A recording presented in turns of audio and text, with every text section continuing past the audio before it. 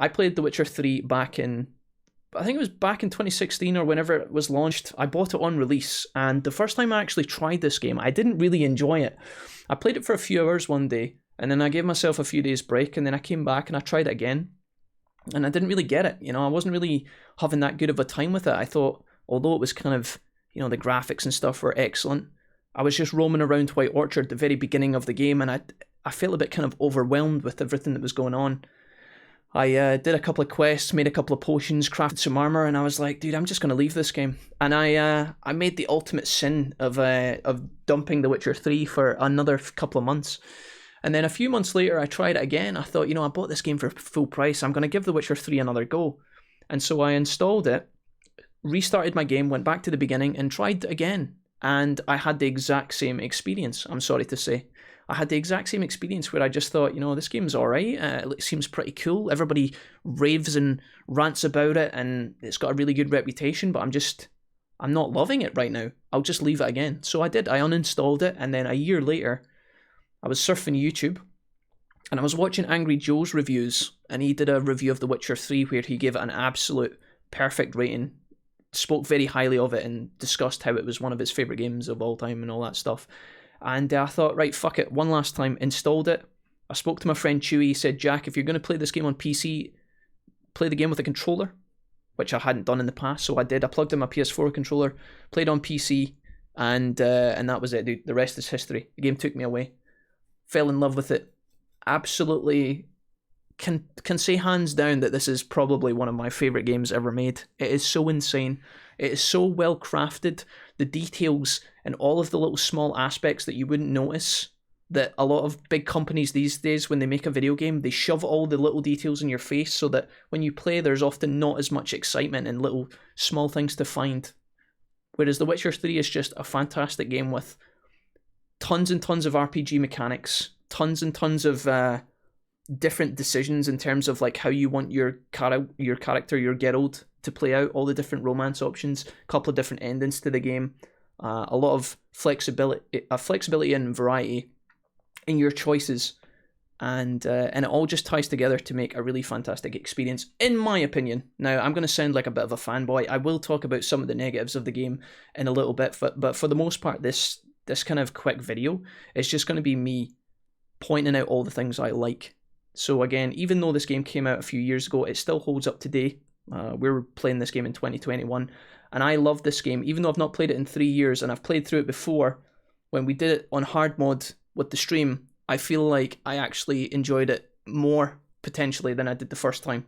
We haven't played the DLCs on stream, but I have also played those, and if you guys are thinking about playing the DLCs but haven't yet, would highly recommend, particularly the second one of Blood and Wine. Absolutely phenomenal, but that's not what this is about. I think that The Witcher has so many aspects to it in the beginning that a lot of people might get a little bit fatigued by it. I feel like there's weapon upgrading going on, there's bomb crafting going on, there's alchemy potions going on, main story quests, side quests, secondary quests, Witcher contracts, treasure maps. There's so much to do in this game, and although once you get into the game and once it starts rolling for you and it takes you away on a happy trip, it's fantastic because there's so much content. I can definitely understand why a lot of people might get a bit kind of dissuaded when they first pick up this game. If you decide to play this game on a tough difficulty, it will be tough and challenging, surprise, surprise. And the reason I point that out is because some people might actually start playing this and realise that they're getting their ass kicked by the drowners in the beginning. They might be fighting the wolves at the start and actually think, oh dude, I don't want to play this game, it sucks. But the whole point of The Witcher 3, in my opinion, is a game where you are Geralt. You're out on your journey, you can spend your time doing whatever you like while doing the main story. And if you want to play it correctly, in my opinion, correct is a subjective word, but if you want to get the best out of this game, make sure you play it on a tough difficulty and do all the extra stuff. If you're going to fight a creature on normal, hard, or very hard mode, deathmatch, whatever it be, go and craft the oils that is super good for fighting that creature. Look up the bestiary, make the oils, make the bombs if you like. If you're not a bomb guy in the game, that's okay, but at least try and maybe upgrade your signs, or just do something that will give you a bit of a chance, and the game will open up to you. Improve your swords, both upgrade your swords when you can at the workbench, but also sharpen them before you go and do hunts. Now, as you play this more and more, if you sink hundreds of hours in this game, you're not going to do it every single time.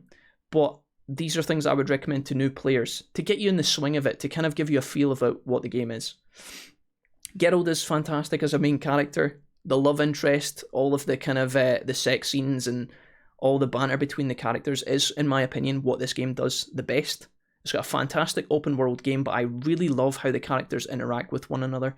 Just how Geralt talks shit to Dandelion. Dandelion's always talking about banging people, and then, you know, Triss and Yennefer, there's a bit of animosity there. Zoltan's always talking shit. It's a good time. All of the kind of interactions, all the quick jabs between the characters is what makes this game so charming and so hilarious. And there's a lot of games that try to achieve that kind of level, but can't. They just can't. And this game stands head and shoulders above, which is excellent. So would recommend it just purely for the story alone. If you're interested in doing just a story playthrough on easy mode, that's fine too. I just think that if you want to enjoy all the content, you should try and push yourself a little bit, because all this stuff here behind me that I'm looking at in my past with my past self here, all of these stats and stuff, they don't really matter as much if you play it easy. But again, if that's your cup of tea, do as you will. We got a really good ending to the game where Ciri and Geralt basically ride off into the sunset together. I think we sided with Yennefer in this playthrough, although I really like Triss also. There was a lot of good things that made the culmination, even on a second playthrough, it made it really satisfying at the end. And I had completely forgotten some of the things that happened, and I really didn't know if we were going to get a good ending or not. But in the end, it all came together, and that felt really good. I won't talk about what happens in case you guys want to go on and play it. But yeah, absolutely fantastic. Would thoroughly recommend. A couple of things I will say is there's a lot to learn in the game, as discussed before. If you are going to a blacksmith in the beginning of the game, you might think, oh, my sword's broken. Let me go and speak to this blacksmith. And you'll find out that the blacksmith is actually an armorer. And he won't be able to actually fix or repair or craft you new swords. And you might think, what the fuck, dude? And then when you go to a town in the next village over, you might find that, you know, you might think to yourself, dude, wasn't there a blacksmith here the other day? But there's not one now. Why is that? And there's a lot of things like that in the game that you have to understand. Certain blacksmiths will only upgrade your armor. Certain, you know, weaponsmiths will only craft and upgrade your swords. Sometimes the blacksmith will not be there on the map because of the time of day. There's a couple of little nuanced things like that. If you go to the merchant and you sell him a bunch of swords, you will not make as much money as if you went to the blacksmith and sold all your swords to the blacksmith. If you go to the alchemist and sell the alchemist some stuff like random trinkets that you'd sell to a trader, you won't get as much money. Most of the time, not always, but most of the time. So there's a lot of things like that to consider that can trip a lot of people up in the beginning. I also would say to new players, if you are in the starting areas of both Velen and White Orchard is where you start, and you're only there for a short time before you move into Velen, and you start doing all the stuff to do with the Baron and the ladies in the wood and all that stuff. Those two areas thematically fit this game. You know, the kind of swamp, marshy, rainy boglands. They fit the theme of the game because you are literally a witcher killer, you're a monster killer as a witcher, but it is a bit miserable and it is a bit depressing. So anybody who's playing the game and thinks, man, the fucking Witcher 3, everybody talks about how fun this game is, but it's a bit dark and dreary. Yeah, it is in the beginning, but that changes. If you get into the later parts of the game, if you can get to Skellige, some of the scenery that they've designed, some of the world building is absolutely beautiful and tremendous. I would also say that if you can get to Kaer Morhen as well, which is much later in the game, it's the little castle that you start in. If you can get to there as well, that's also another fantastic portion of the game. The whole game is not doom and gloom, is my point. It's not all dark and miserable. And yeah, for the most part, it's worth pushing through. But everything in the game is fantastic. I think I've said my piece. I don't really need to ramble on much more, but make sure if you play the game, play on a challenging mode. Take your time with it, take breaks.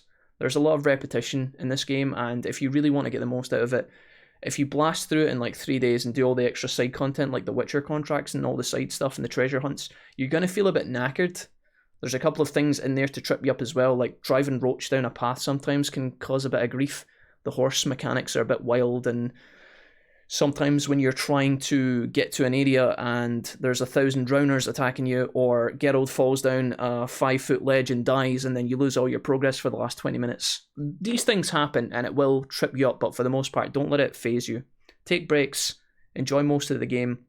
A lot of the little gems of the writing in this game, all the perfect parts of the narratives, are often slotted into the Witcher contracts themselves. So if you can try and do the Witcher contracts, that's where a lot of the juice lies. That's where a lot of the memes lie, and a lot of the best stuff. But Witcher 3, fantastic game. One of my favourites of all time. Thank you for hanging out with me as we played through it, guys. And if you haven't played it, go check it out.